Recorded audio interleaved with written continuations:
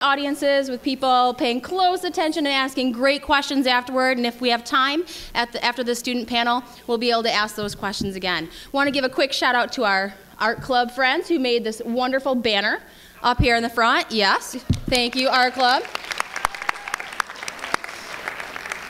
Something that kind of is something that I notice each year because I'm a teacher of mostly freshmen is that for all of you, you think that this is just normal. And this is life for every teenager across the United States. But we're actually really, really lucky that Writers Week is part of our history. I know, yeah, right? And in our fourth period session today, we have some of our former faculty and the founding fathers of Writers Week, Gary Anderson and Tony Romano, who are in the corner here.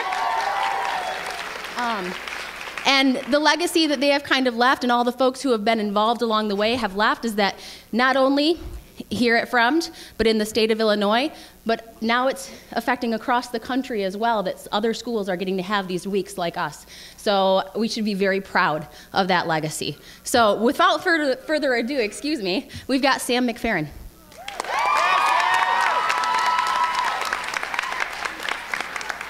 Hello. Quick shout out to the fam. Hi, family. So this is a dream that I had.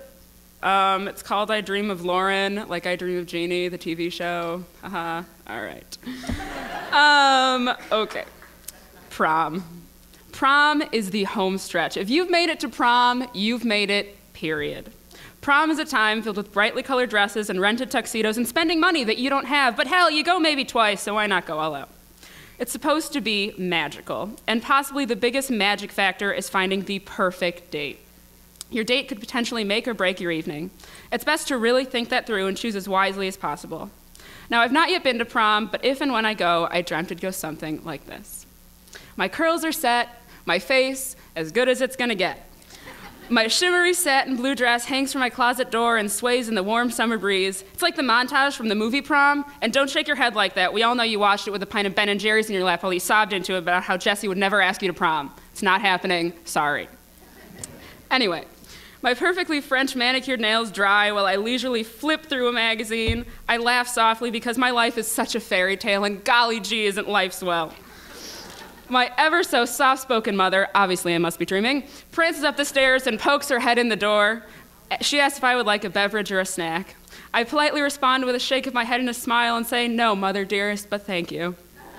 She shoots me a winning smile and closes the door completely behind her. Those of you with parents at all know it's a dream for sure now. The time comes and it's time to get dressed. I slip on my sapphire gown and twirl gracefully in front of the mirror. I am the poster child for elegance. My father trots up the stairs. He informs me that my date has arrived. I glide down the staircase to find my date. They could not have looked better. She turns around, and there she is, Mrs. Lauren Denhart. Our very own precious librarian is my prom date. How, do you ask, did I get such a phenomenal woman to agree to go to the prom with such an average Joe as myself? Well, as it would happen, I simply asked. She is a woman of such incredible class, and I am so average. How on earth did I muster up the courage to ask her? Well, I saw her walking gracefully down the English hallway in a cashmere red sweater set at our very good old Billy from high school. I see her and I'm immediately elated, but overcome with a knot of nerves in the pit of my stomach. Nevertheless, I find the courage to exclaim to her across the hall, "Mrs. Denhart, prom?" To which she responds with a smile and says, "Of course." We walk our separate ways. I woke the following morning with an angelic grin on my face. I sighed contentedly. All my life, I've waited for that moment. I've experienced the American dream, and I am only a junior in high school. All girls dream of that moment. So let me just say, Mrs. Denhart, I'll wait for you.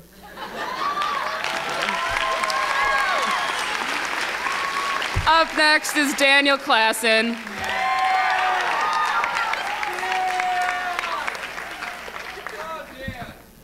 Thanks, Sam. That was great. All right, so last year I wrote a couple poems, and they were pretty lighthearted. This year I just have one poem for you, and it's on the serious side because it's something that's very important. It's called Cleveland. Freezing white hands searched him. whipping from hair to armpits to calves, as dark eyes across the street sized him up for rotten intentions. The boy was gusted off balance and toed the lip of the sidewalk's edge, teetering, tall, one step from the street. In summer, he had scoured the curb for coins and bottle caps, running his fingers along the splintered surface that covered the town. Once, he had sliced his finger on a crinkle, and he laughed at the amount of pain and hot red blood that could bubble out of the minuscule scrape. He shivered. The crystals slicing sideways around him indignantly refused to settle, collecting for a few seconds before roaring back to life in flustering gales, scattering icy needles. He shrugged off the dead white hands and kicked his feet, the fingers lingering whenever he hesitated. Back and forth his sneakers marched, running from the nails and the names, his 12-year-old soul stretched against his hazel skin, studded armor with thick brass bands around each ankle. The boy was a soldier calling for backup. Someone to help stop the terrible storm that had upended his young life, flipping desks, puncturing basketballs, scowling behind him as he perused the aisles for someone else's future. Carletta Goodwin, his sixth-grade teacher, hunched over the podium at his funeral, remembering the way the girl by the window had made his eyes flutter and sigh. The borrowed BB gun in his waistband was sturdy and dependable, although he had never pulled the trigger. His town was like any other across America. It had safe parts and bad parts, but his mother said he was safe so long as he came home before dark and wore bright clothing. Nothing dark or hooded or he could be hit by a car, she warned. Her face had twisted with desperation, a complete breakdown hiding on the ends of her frown. He was in junior high school now, a full 2 inches taller and smarter than he had been, and he knew exactly which cars his mother was afraid of. 15 over the residential limit, a jet black tank deftly hurtled from street to sidewalk. The men inside had badges and guns and were as dark and familiar as the police car. They were not soldiers. A hostage named Miranda lay gagged and squirming in the back as the police officers reached for their waistbands. Brown versus Board of Education overturned separate but equal as legal after a protracted 58 years. The Montgomery bus boycott ended in success after dragging on for 385 days. Emergency medical treatment was finally administered to the boy by a passing federal officer after a condemningly prolonged 4 minutes. The Cleveland police officer deduced the 12-year-old Tamir Rice fit the description and pulled the trigger in just 2 seconds. Tamir shivered. The last snowflakes stained his blood white.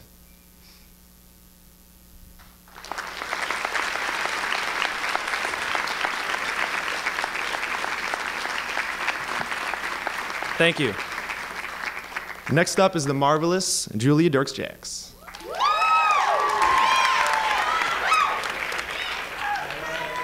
My mic fell out.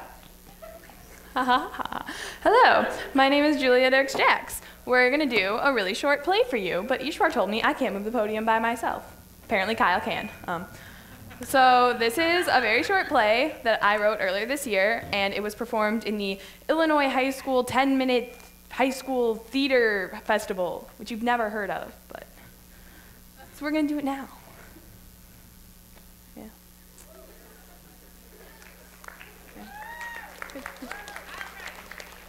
Woo. So, I have a list for you, a list compiling top 5 reasons why you, Amy Halloran, should go out with me, Jake Bryan. Well, I must hear this list. I agree, you must. First, I will carry your books. I have a backpack. Second, I will give you my sweatshirt if you get cold.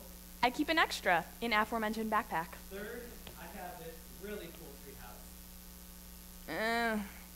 Fourth, I'm very stylish.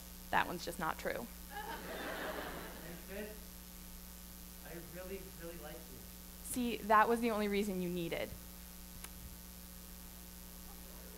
That one looks like mashed potatoes. These things, they all look like mashed potatoes. The point of the game is to find a cloud that looks something not cloud-like. Okay, that one's a bird. That is a bird. Fine, that one looks like a rocket. There you go. Your turn. All right. That one looks like mashed potatoes. Nuh-uh. Mashed potatoes aren't allowed, remember? All right. That one looks like a dick. Jake! What? It does? No, it does. Oh my God, it does. Ooh, but that one looks like A sandwich! Jake, why are we up here? You said you wanted to talk. Yes, about something serious. Yeah, so the treehouse is a perfect place to talk about it. Fine. So what is it you want to talk about? Well, lately I've been thinking about it, and I'm just not totally sure that this type of relationship is what's best for either of us. I think it would be better if we continued from here as friends rather than as boyfriend and girlfriend. You want to be just friends? Well, no. Okay, I was just saying that to be nice. I don't actually want to be friends. Well, no, we're not breaking up. Excuse me? You heard me. We're not breaking up. Jake, tell me you did not just throw down the ladder. We are not getting someone to climb up here and get us down until you agree to keep dating me. Okay, that is insane. Fix that right now. I can't. It's on the ground now. I'm just gonna call someone to come get us down. What the hell?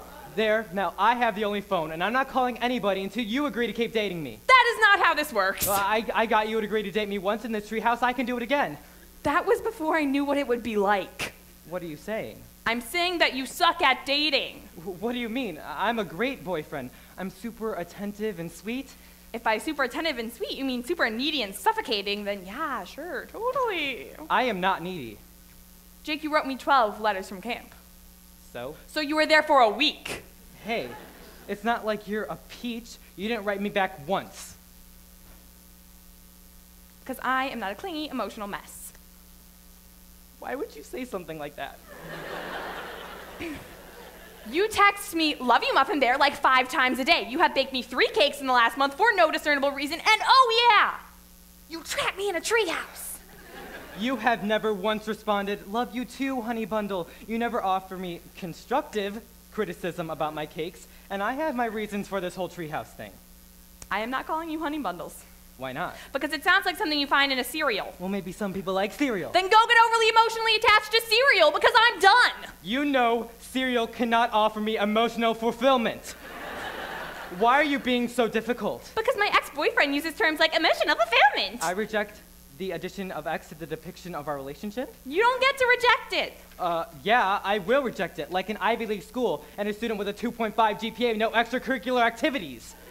Well, maybe their weighted GPA was higher and they had a ton of volunteer work. I already checked.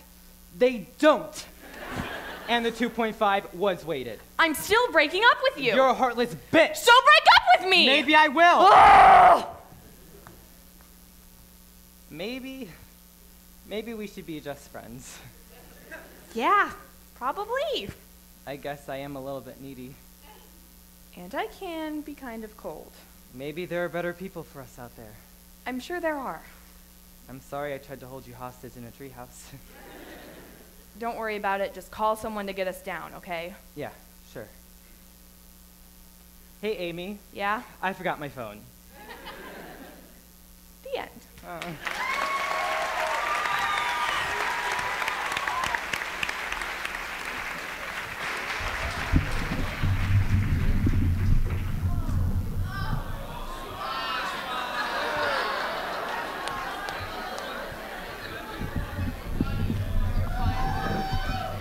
Watch your backpack. Oh my god. Thanks, Els.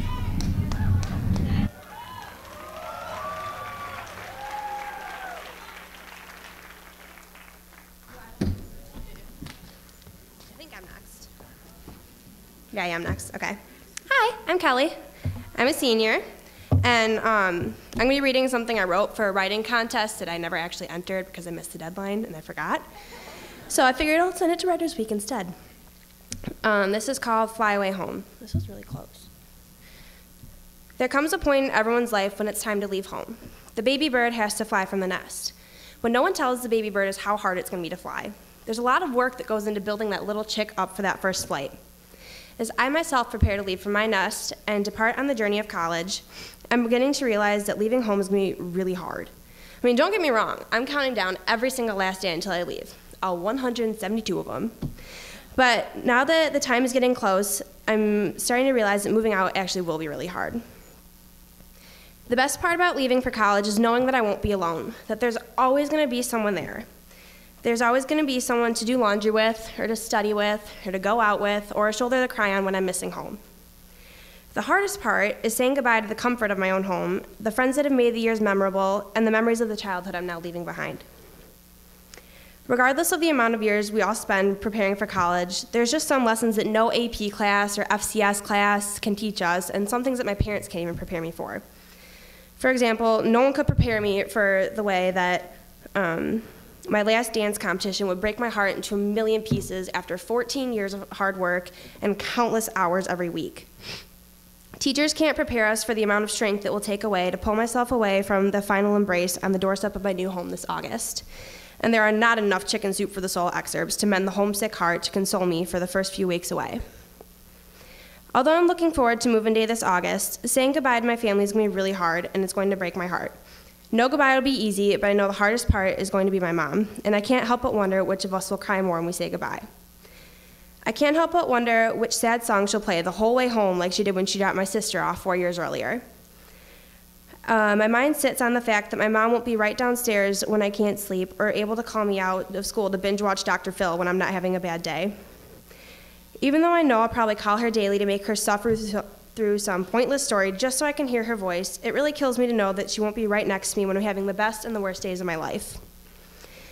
The idea of saying goodbye to my mom is enough to make me think, do I really need to go to college? But, I mean, that's obviously a little over dramatic, but I can't really think of anything harder than saying goodbye to my best friend next year. Hi, Mom. I know that no matter what, my home will always be my home, and I'll always be close to my family. And I know that it'll be hard to live on my own and fend for myself, and that everyone I go to college with will be in the same boat. And I know that after a month or two, I'll get used to being away. But that's the problem. I'm not sure that I really want to get used to it just yet. I'm not sure that I'm quite ready to be independent and say goodbye, but I mean, hopefully something will change within the next 6 months. I mean, how am I supposed to look my dog in the eyes and tell him that I'm going to be gone for a while and I won't be home, but that he has permission to keep my bed warm for me? I don't know if I'm ready to say goodbye to staying up until odd hours of the night with my older brother and sister, laughing our butts off about something that probably was not even funny to begin with, or making ugly faces and weird sounds at each other until my parents yelled at us to pipe down and go to bed. When I go away to school, who's going to be the one to tell my sister that the guy she's dating is a total scumbag once again and say, come on, Katie, pick a winner?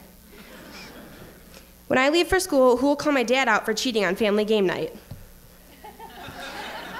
Or check for monsters under my bed, or kill the spiders on the ceiling.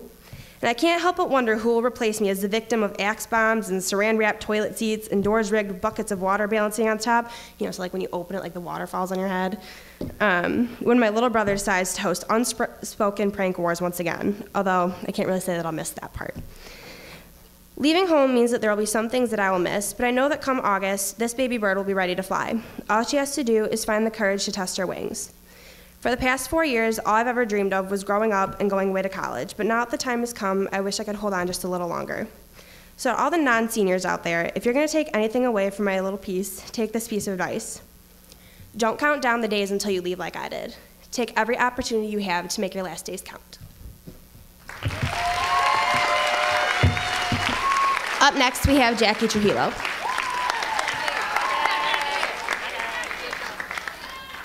Hi, I'm Jackie. You'll have to forgive me because this is really, really scary. My piece is called Steamed, and it's just about my job at Starbucks and a customer I met. Okay. A loud sigh jolted me out of my thoughts. A distinctively impatient, loud, male voice behind me demanded, "Are you planning on helping me?" With a slight cringe, I quickly turned and hustled to the cash register to apologize for my lack of attentiveness. Towering over me was a 6-foot-something, broad-shouldered man in a suit, most likely 20 to 30 years older than my 16 years of age. Apparently, his need for prompt assistance was short-lived because by the time I was in front of him, he was half paying attention to me, half talking business to the Bluetooth in his ear. I realized how close I'd come to completing my first shift alone without an angered customer as I patiently waited for a break in his conversation. He glanced over at me, which I assumed was a signal that his conversation was over. So I began with my usual attempt to charm with small talk. How are, he abruptly cuts me off. Venti decaf soy vanilla latte, extra hot, 190 degrees, no foam, double cup, double sleeve. He said without a breath, smile, please, or thank you. Tired from my long shift and overwhelmed by the fast pace of his order, I smiled sheepishly and asked him to repeat his drink again. With exaggerated slowness, he repeated, venti decaf soy vanilla latte. A double cup, double sleeve, 190 degrees. I was just thankful he slowed down, so I chose to ignore the condescension in his voice. May I have a name for your cup? No thanks, he replied, as though I was trying to solicit something unreasonable from him. I resisted the urge to write a snarky no thanks on his cup. In order to understand the difficulty presented by this beverage, it's important to understand the basics of coffee making. To make a latte, one must use the steamer to heat up the milk and create foam. The longer the milk is steamed, the more it heats up, however, more foam is created. By asking for an extra hot, large beverage with no foam, this created a very daunting task for a novice. I did my best to fulfill the man's order while he leaned his back against the counter and continued his loud business conversation. Excuse me, sir, your drink is ready? He quickly grabbed his drink and walked away, completely breaking the unspoken Starbucks common courtesy policy, which requires at least a thanks to your barista. Sorry. Have a nice night, I told his back in a small voice. I walked into the back room to do dishes in hopes that this might ward off more last-minute customers. After about a minute, I was again jolted out of my thoughts by that familiar, loud voice behind me. Hello, excuse me? The large man boomed while trespassing into the back room where I stood like a deer in headlights. Sir, you can't be back here, I squeaked nervously while slowly backing away from the angry customer. The man took quick, angry steps through the door to the main portion of the store. After taking a few deep breaths, I approached the counter where the man leaned combatively above his drink. Can I help you? Nice try, he accused, but this is not going to cut it. When I say 190 degrees, that means 190 degrees. Do you understand me? And I said no foam. He uncapped his beverage and, nearly spilling the hot liquid, reached it out towards my bright pink face. Before I could grab the coffee, he pulled it back towards him and pointed at the liquid level in the cup. Do you see how much of this cup is empty? Maybe because you just drank out of it, I thought. I paid for a full cup, not whatever this is. I'm sorry, would you like me to make you another one? I offered, the muscles in my face tensing. Well, you can try, he responded harshly. I dropped his drink in the trash and grabbed a new cup. With hot 190 degree steamed milk splattered onto my hands and face from the steamer, I handed him the improved version of the latte. Sorry for the inconvenience, I offered. He took the lid off as soon as the beverage left my hands and gave an angry laugh. Do you even speak English? He roared. Do you know what no foam means? He handed me the rejected latte. I'll just watch you make it this time. I slowly backed away to begin making his coffee the third time and wondered if he knew what no foam meant. And make it right, he snapped. I was no longer trying to smile or maintain an accommodating, polite attitude. I made his drink slowly and precisely. Passive aggression on my part. He watched me intently, rolling his eyes or releasing disgruntled sighs with unappreciated frequency. Just beyond his reach, I deposited his drink on the counter, droplets of 190 degree steamed milk splashing up through the mouth hole, and snapped, "Enjoy." He scowled at me, grabbed the latte, and furiously exited the store. Now that I think about it, I should have spit in his drink. Thank you.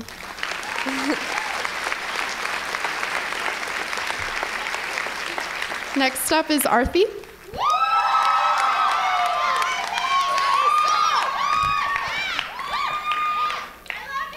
I love you too. I wrote this piece for Mr. Patton's Adventure 2 class this year. Great class, great class. And I'd like to dedicate this piece to Lil Wayne because this year I'm not confessing my undying love for him, so I feel like people are going to kick me in the face if I don't name drop him in somewhere. But yeah, okay. If you really knew me, you would know that the biggest event that changed my life was when my mother's breast cancer relapsed 5 years ago. The first time she was diagnosed, I was in kindergarten, and at the most, I was worried about why my mother had shaved her head and slept all the time. The second time, I was nervous because I understood what was happening to her, but I was also confident and felt that this little 8th grader was prepared to handle anything. If you really knew me, you would know that I was soon proved wrong. With my sister at boarding school and no true friends to confide in, I was stuck with my thoughts that progressively grew more and more grim as I sat on the couch and watched my mother wither in pain after rounds and rounds of chemo. It was a pretty horrifying change to witness. My mother's skin had gotten darker with prominent wrinkles, eyebrows gone, hair gone. She still looked like my mother, and she sure still did have the same heart, but frankly, I was terrified. I remember the first time my mom walked up to me after my dad had shaved off her already shedding hair. I cringed and looked away and apologized profusely to her, but I couldn't handle it. All these changes took some getting used to, but every difference shrunk my heart just a little bit more. I made it my duty to do everything in my power to make her laugh every day. Whether I had a good day or not, I had to get my dirty little mind to censor the jokes I had heard on the bus to brighten my mother's day. But no amount of laughter could make me view the world the same because this was a side of reality I hadn't seen before. Fact was, my mother was suffering from a sickness that I couldn't do anything about. And with no source of release, all my confusion and anger and sadness was being pent up, waiting to explode. So I took to crying, 10 p.m. on the dot every night. I don't really know what I was crying about, but even now, thinking about the large heaving cries that shook my body and made my heart physically hurt has tears rushing to my eyes. It was a deep cutting pain, and I didn't know what to do about it. In about a year and a half, the tumor had reduced small enough for the doctors to surgically remove the rest. My mother had slowly regained her strength, and within a couple of months was back to yelling at me and making sure I was doing my homework. And to be honest, I was happy to be yelled at. My mother falling sick helped me become more aware of what was happening in the world, what people were battling with. Whether it be some kind of sickness or a day-to-day problem, I learned the importance of becoming more compassionate, patient, and understanding. Because this was reality, and everyone really is battling with something in their own way, and I refused to be the person who made it worse for them. But if you really knew me, you would know that although I believe a person's struggle is important to understanding who that person is, I don't believe it defines them, but rather shapes them. You would know that I believe that there is so much more to a person than when they are at their worst, and that the little things about them is what makes up their unique character. So, with that, if you really knew me, you would know I hate onions. I hate onions so much that I will shamelessly pick every little piece of onion out of my food before continuing to eat my meal. And if you like onions, you and your smelly breath can just walk the other way. You would also know that I thought I was so damn cool when I figured out how to play thrift shop on my saxophone, but soon realized every saxophonist could do that. You would also know that I'm a Bharatanatyam dancer. Bharatanatyam is classical Indian dance. And so the thing with Bharatanatyam is that ideally you're supposed to start when you're 6. So by the time you're 18, you've learned enough to have your graduation solo performance.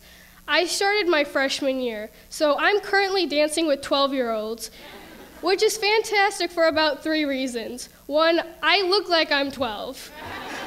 Yeah, I get yelled at in Costco if I try taking food samples without my mom or dad around. 2, I act like I'm 12, which my mother loves. And 3, I'm about the same size as a 12-year-old, so I fit in perfect on stage. If you really knew me, you would know that my hobbies include swearing, which I will not be demonstrating today, taking a lot of unsightly pictures and videos of my sister Shruti for the sole purpose of sabotaging her on her wedding day, and trying to plug in my charger into my cell phone after I've turned off the lights in my room. Most importantly, you would know that I am as in love with One Direction as I am in love with Lil Wayne. I plan on marrying both Wayne and Harry Styles, and I sometimes worry that they won't get along, but they're gonna have to figure it out. And honestly, someone just thank me right now for bringing the world's biggest boy band and rap group together. I'm doing a huge service to the world. You are welcome. Lastly, if you really knew me, you would know that I believe humans are innately good and a little bit nosy. So when you have the opportunity to share yourself with the world, share your full story. There is this and so much more to me, and I would love to know just as much about you.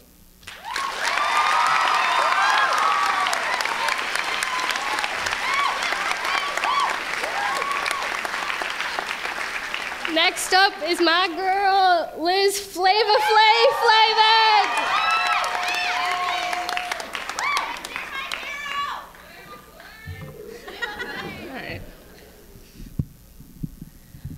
All right, so before I begin, I just want to say that I am going to be publicly shaming my parents. So I'm probably going to get a punishment of some sort. So I'm going to tweet that punishment later on. At Liz Flavin. All right. All right, so here it goes. When I was 6 years old and at my first Chicago Cubs baseball game, I received my favorite souvenir that I would scarcely use. It was tan and overpriced, but it was my mini baseball bat. A week after I got it, I destroyed my brother's favorite Lego set with it. My Cubs bat was banished to my closet forever. Forever, that is, until my parents were kidnapped. I was having a rough night for a privileged suburban kid. All right, my parents wouldn't let me watch the hit TV series Lost, and I had just left my stuffed animal at the playground. Needless to say, I was mentally distraught when I fell asleep that night. Whilst dreaming about the Powerpuff Girls, I woke up needing water. Before I tiptoed downstairs, I decided to pop into my parents' bedroom, but no one was there. I went to my brother's room. Psst, Danny, I said as he rolled over to spot me at his bedside. Mom and Dad are gone. Danny sprung up in shock, and I gave him the gist about how I couldn't find our parents. He went into our parents' room only to find an empty bed. We'll find them, he assured me. After pondering for a moment, Danny, eyes wide, said, Liz, get your Cubs bat. This was the moment I have been waiting for 3 years. Okay, I have been wanting to use this Cubs bat for so long, but I knew that we wouldn't find our parents if I used the Cubs bat. We would lose. So, all right. So I went into my room and I grabbed my bat. I found a Sharpie and I scratched out the Cubs logo. Now we were guaranteed to find my parents. We were guaranteed to win without any animal curse keeping us from them. I came back into my brother's room with baseball bat in hand and fear in my eyes. He grabbed a golf club and motioned me to follow him. We inched our way down the stairs. For a moment, I was Babe Ruth and he was Arnold Palmer. One, a delicious candy bar, and the other, a refreshing beverage. We reached the bottom and adjusted our eyes to the black room. We could outline the front of the couch, but nothing else. He whispered to me to go look for them in the basement. In the basement. Okay, no. Every scary movie climax happens in either a basement, the attic, or in the woods, so there's no way that I'm going to become a scary movie climax at 9 years old. But I had my baseball bat.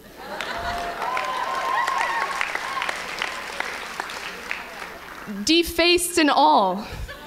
So I knew that I was going to be okay. But I went to the basement. I couldn't find my parents, even though I had courage in my hands. So after 5 minutes, with no sign of our parents, we met back in my brother's room. My brother looked over at me. You want to call 911 or should I? I have no idea why he asked me this. I was 9, he was 14. If I agreed to be the one to call the police, I would have been like the kid from the Little Rascals. Quick, what's the number for 911? After Danny called the cops, I sat down and cried like the little kid I was. My tears were a combination of realizing that my parents could be gone forever and the fact that I just defaced my favorite souvenir. 3 minutes later, we raced to answer the doorbell. An officer stood before us and said, "Hi, kids. I'm Officer Matt. Don't worry, we'll find your parents." It is at this moment that I would like to make a formal complaint to the Palatine Police Department. First, it took Officer Matt 12 minutes to get there. 12 minutes. To put that into perspective, that is 2.5 passing periods of me just straight up crying. Second, Officer Matt seemed really peppy, like really peppy. Okay, I know that, this is a great case and, it's a kidnapping case and you might get promoted, but dude, I seriously need your help finding my parents right now, so if you can just calm down for just 1 second, that'd be amazing. Danny budged the door open slightly to invite Matt in, but before he could take his first step, we heard a voice. What's going on? We turned to see our shirtless father standing in polar bear pajama bottoms. "Dad!" Danny and I both sprint towards him. Both my parents turned out to be okay. After thanking Officer Matt and showing him out, we had discovered what had happened. And I wish we hadn't.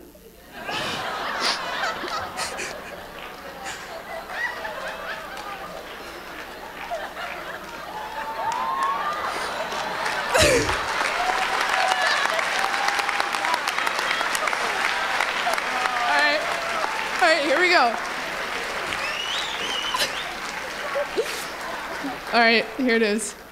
My dad was on a business trip like all week, and he'd just gotten back. And my mom really missed him. And she was looking for some love from him. Oh, God. And I guess he gave her that love behind the living room couch where no one could see.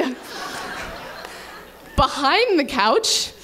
How they got there, I don't know. I don't want to know. Perhaps my parents hadn't been kidnapped, but I was traumatized regardless. Oh, gosh. The Chicago Cubs have been far from winning the World Series since 1908. My mini baseball bat doesn't represent the shame some associate with Chicago's losing baseball team. It represents the night when I was given information that far exceeded those of my peers in the first day of sex education. That day, someone in my 6th grade class passed out. I felt sorry for him, yet I felt fortunate. I'm glad my parents have sex behind couches, but I will never accompany them to a furniture store. Thank you.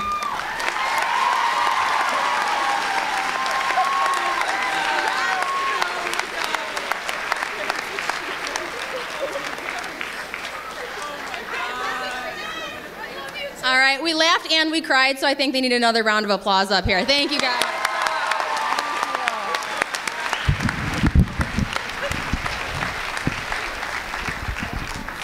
We have a few minutes here, and I always selfishly like to take the first question, and they were pre-warned of this question. So my first question for our folks is, if you had to create a metaphor for your writing process, what would that metaphor be and why?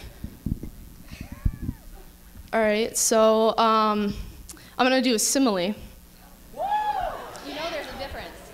Yeah, there's a difference. So my writing process is like the picture of that dress that went viral.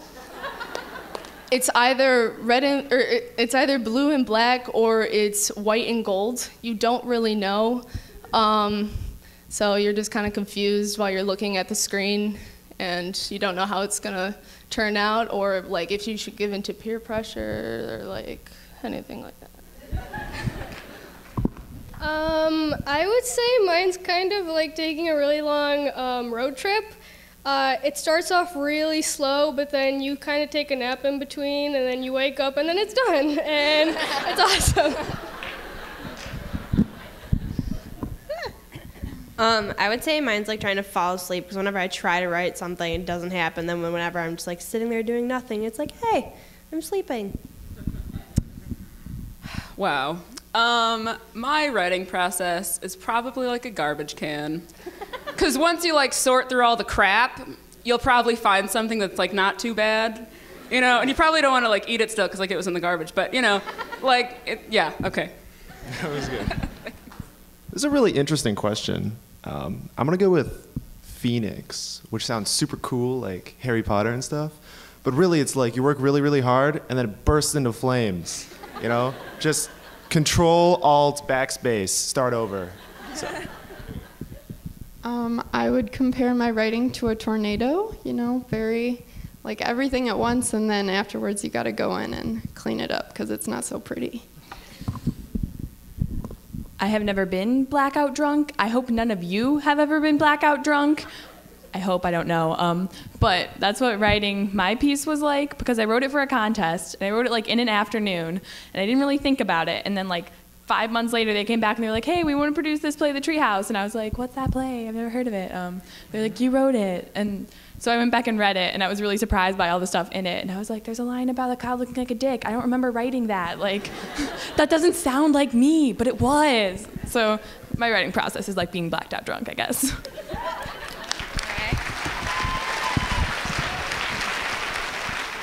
All right, so we'll open it up to you guys now if you have questions for specific people or for a whole panel. Right in the back up there. I think she needs the microphone for this. Everyone's dying to know. I know. I don't think I could answer that. I can't answer that. I really can't. Oh my God, I can't. Okay, well, the first song I had ever heard from him was Lollipop. And I was like, wow, this is the greatest song ever. There's like this, he did this song called Kobe Bryant, which was about Kobe Bryant, which I thought was really, really good. I don't think I have a favorite. They're all perfect. There you have it. All right, other folks, other questions. Oh, down front.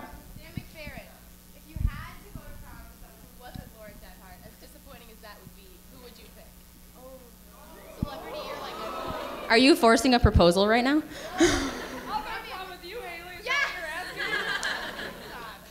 Matches made it, Writers Week, there we go. Did you have a question? Yeah.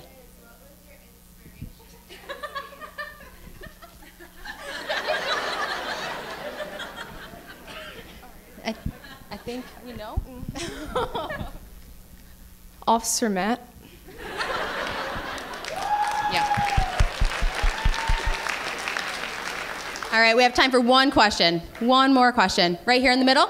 Oh, Liz's dad? Yes. We would love to hear your question.